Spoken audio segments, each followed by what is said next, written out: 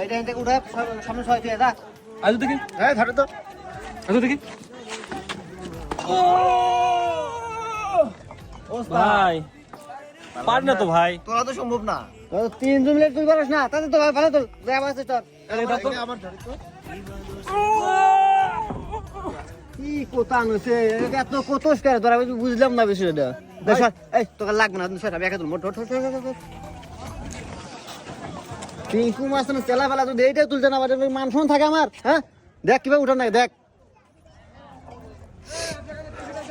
আমি একাই তুলবো এটা দেখা যাক তিন কথা বলে কথা